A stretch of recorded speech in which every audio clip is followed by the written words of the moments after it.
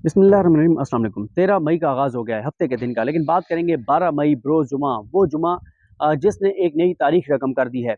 हुकूमती प्लान, हुकूमत के मंसूबे खाक में मिल गए और ये कैसे खाक में मिले, कैसे 2 जजेज़ की सिर्फ एक लाइन ने सारी काया पलट दी और हुकूमत के लिए बड़ी मुश्किलात खड़ी हो गई। क्यों हाथ मलते रह गए?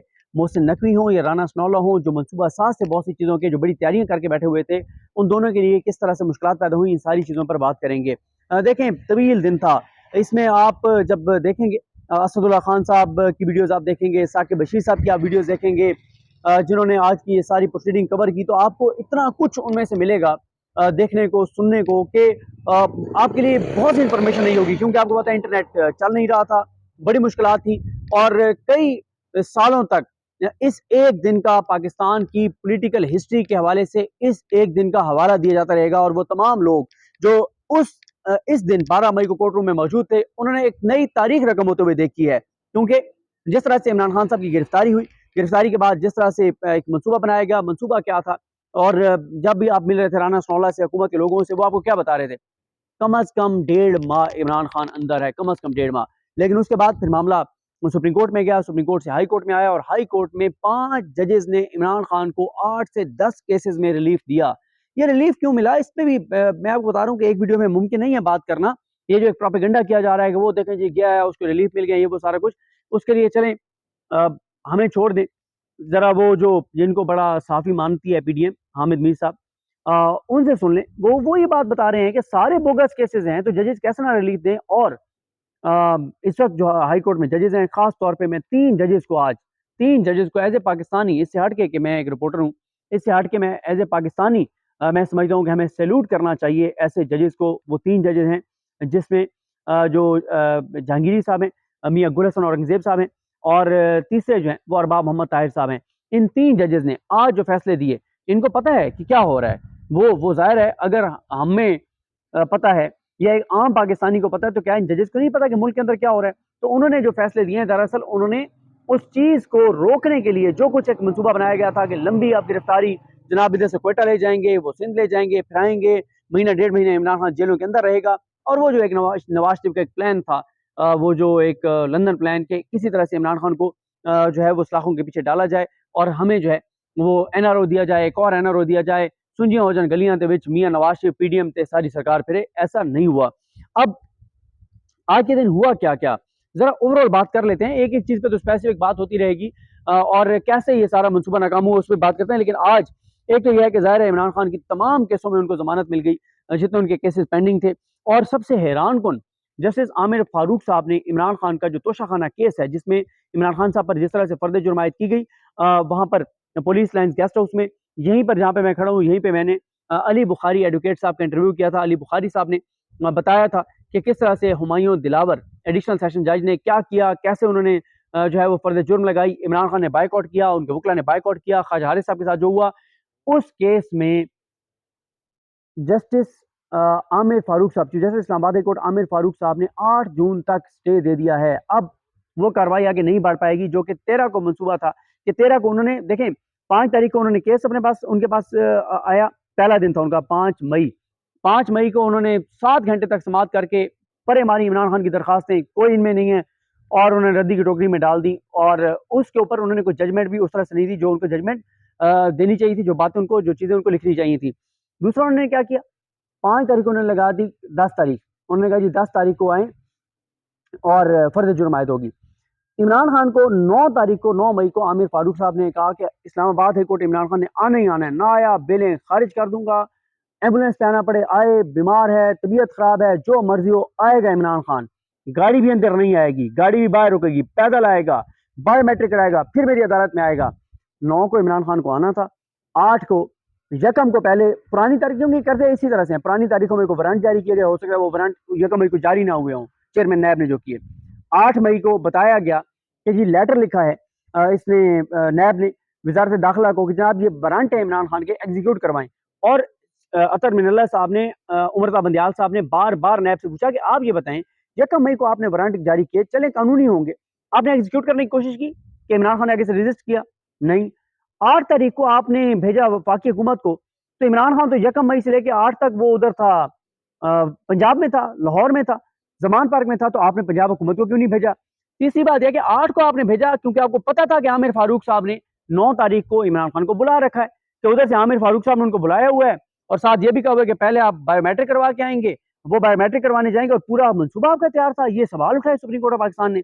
अब ये हुआ कि और साथ 10 तारीख रखवा दी तोशाखाना केस की, ताकि इमरान खान को गिरफ्तार किया जाएगा। 9 को जब आमिर फारूक साहब ने उनको बुलाए हुए जाती हैसियत में, वो 8 को वारंट भेजे कि एग्जीक्यूट करवाएं वजारत दाखिला, 9 को जनाब उधर अदालत आएंगे, वहां से गिरफ्तार करके 10 को हम पेश कर देंगे। 10 को वही हुआ, पेश किया गया इमरान खान को, उसमें भी अदालतें मुंतकिल की गई।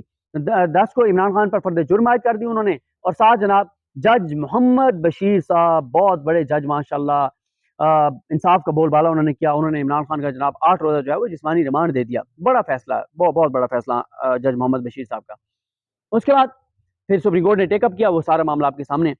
अब उन्होंने क्या किया, 10 मई को 13 तारीख मुकर्रर कर दी कि 13 को आए जनाब गवाहों को ताकि भुगता के, और मंसूबा यह था कि 15 या मैक्सिमम 18 मई तक उन्होंने इमरान खान को नायल करना था। हुमायूं दिलावर साहब ने, जो हुकूमत बता रही है कि यार ये 20 मई से पहले पहले इमरान खान नायल हो जाएगा। अच्छा, और शायद उसमें कोई और भी वो सख्त कोई वो कर दें।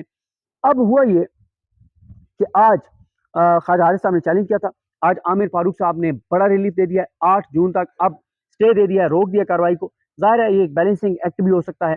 कुछ वकला का, तहरीक इंसाफ के वकला कह रहे हैं कि बैलेंसिंग एक्ट है, क्योंकि आमिर फारूक साहब के साथ ये हुआ है कि आमिर फारूक साहब ने इमरान खान की उस गिरफ्तारी को, जिसको उन्होंने कानूनी करार दिया था, सुप्रीम कोर्ट ऑफ पाकिस्तान के 3 मोअज़्ज़ज़ जजेस ने, जिसमें से एक अतर मिनल्ला साहब हैं। और मैं आपको बताऊं, अतर मिनल्ला साहब जब ये केस सुन रहे थे तो एक आपके जो अल्फाज होते हैं, आपकी जो बॉडी लैंग्वेज होती है, आपका जो चेहरा होता है, वो बता रहा होता है कि आप उस दर्द को महसूस कर रहे हैं कि आपने एक पौधा लगाया, उसको दरख्त बनाया।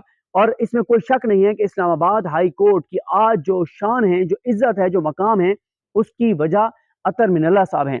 अतर मिनल्ला साहब ने जिस तरह से इंसानी हकूक का तहफ़्फ़ुज़ किया, और हम लोग, ये बात आपको पता है इस बात का कि मैं अतर मिनल्ला साहब की बहुत मुखालफत करता रहा, जब वो मखसूस सहाफ़ियों को जो है वो रिलीफ देते थे, तो मैं बहुत ज़्यादा मुखालफत करता रहा। लेकिन जब दूसरी साइड को उन्होंने रिलीफ दिया, तो फिर जब ये बात साबित हो गई कि नहीं, अतर मिनल्ला साहब अपने असूल पे खड़े हैं, उनका ये नहीं है कि कोई प्रो पीएमएलएन है, कोई प्रो पीटीआई है, कोई इधर खड़ा है, कोई उधर खड़ा है। अतर मिनल्ला साहब अपने असूल पे खड़े हुए हैं कि किसी को इस तरह से नहीं उसके साथ ज्यादती की जा सकती, नाइंसाफी नहीं हो सकती, इंसानी हकूक़ की पामाली हो। फिर मैंने माजरत की, माफी मांगी, और आज तक जब कोई चीज होती है तो मैं ये कहता हूँ कि वो जो बात कर रहे होते हैं, आपने देखा कि जब उन्होंने असम्बलियों की तहलील के ऊपर बात की तो बहुत तनकीद की तहरीक इंसाफ ने, लेकिन फिर उमर का बंदयाल साहब ने कहा, उन्होंने कहा कि वो बड़ा इंपॉर्टेंट सवाल था अतर मिनल्ला साहब का। तो बात यह है कि कई बार ऐसे होता है कि कोई जजमेंट होती है, कोई रिमार्क्स होते हैं, वो हमें पसंद शायद ना हो, लेकिन इसका ये मतलब नहीं है कि हम उनके ऊपर वो अटैक करना शुरू कर दें। तो जहां पे इंसान से गलती होती है, बाद में एतराफ भी करना चाहिए। तो खैर, अतर मिनल्ला साहब को महसूस हो गया, यार मैं जिस हाई कोर्ट का वो शान बना कर आया था, मकाम बना कर आया था, कि जिसकी केस में प्राइम मिनिस्टर तक कांप जाता था, कि शहबाज शरीफ भाग के इस्लामाबाद हाई कोर्ट आ गए। जब प्राइम मिनिस्टर बनने के बाद जब केस लगा लापता अफराद का, उन्होंने आके हाथ जोड़ दिए कि अतर मिनल्ला साहब 3 माह दे दें, 3 माह दे दें, रोने वाले हुए थे। और उस हाई कोर्ट के साथ ये हुआ कि जिस तरह से इमरान खान साहब को वहां से मार के गिरफ्तार किया गया, गालियां दी गई, शीशे तोड़े गए।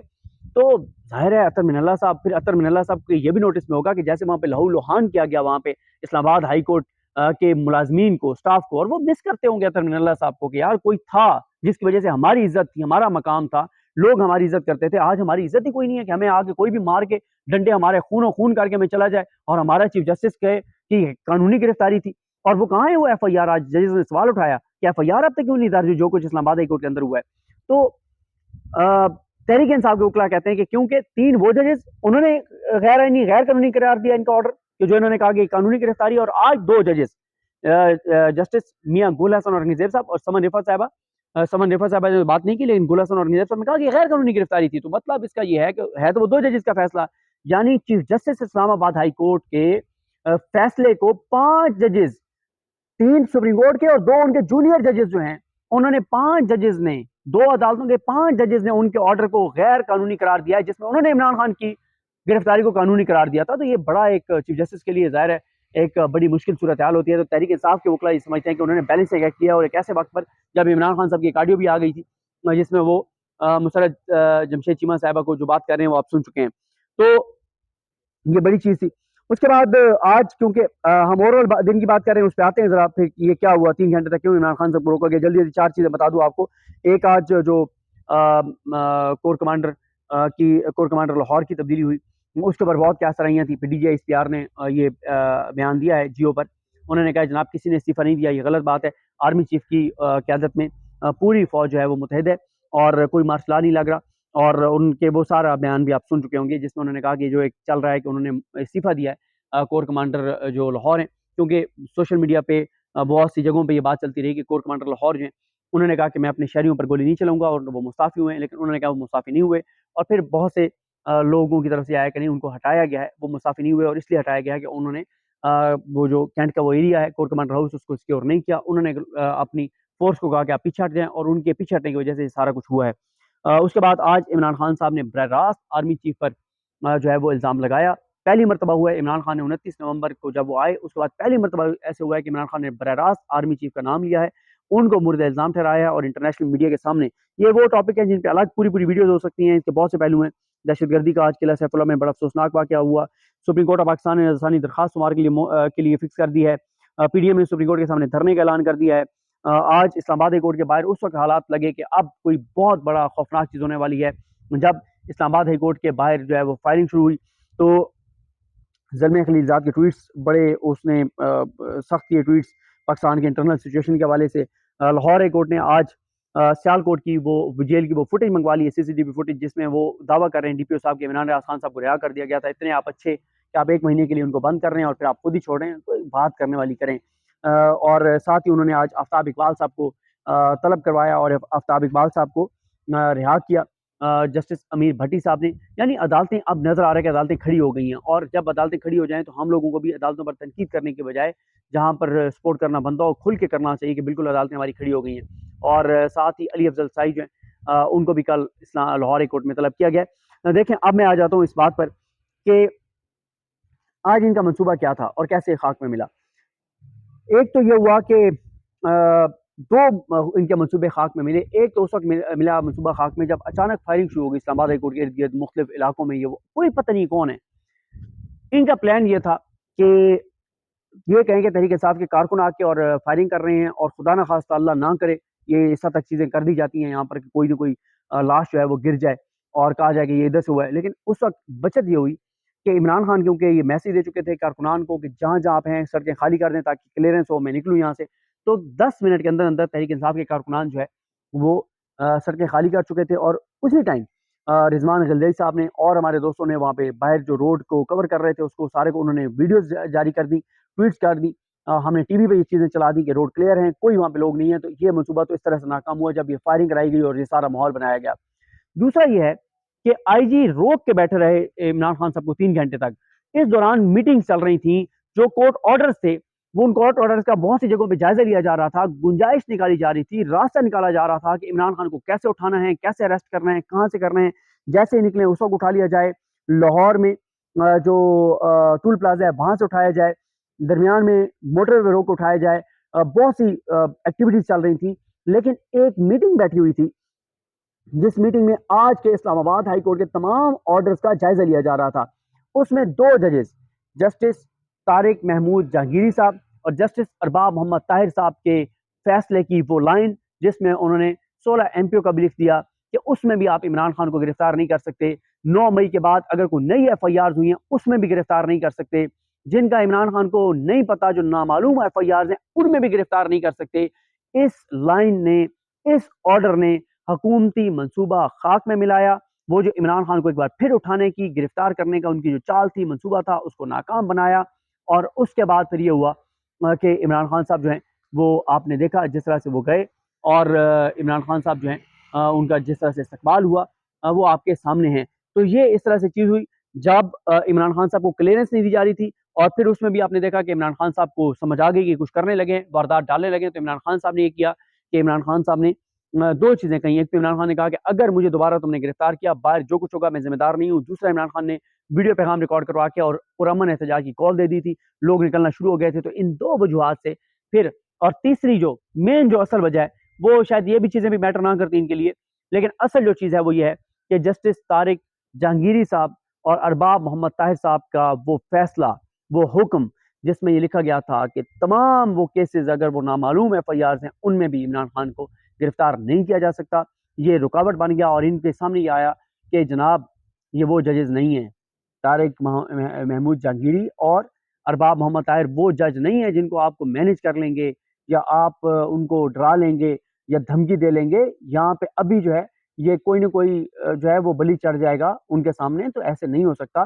तो वहाँ उस मीटिंग में मौजूद जो लोग थे उनमें से 4 ने तो कहा कि जनाब इस ऑर्डर पे लीगल माइंड्स इन्होंने बिठाए हुए थे अपने, 4 ने कहा कि भाई सवाल ही पैदा नहीं होता। हाँ, आपके कुछ दरबारी जो आजकल हैं, जो जिनकी हैसियत नहीं थी कुछ ओहदों की और आपने उनको ओहदे दिए हुए हैं, जो अजीब-अजीब बातें करते हैं अदालतों में जाके वो तो ये बात कर सकते हैं, लेकिन हम ये भार नहीं उठा सकते और उन्होंने नहीं उठाया और इस वजह से इमरान खान साहब जो हैं उनकी फिर गिरफ्तारी नहीं हो सकी। तो तारीख रकम हुई है, तारीख बदली है।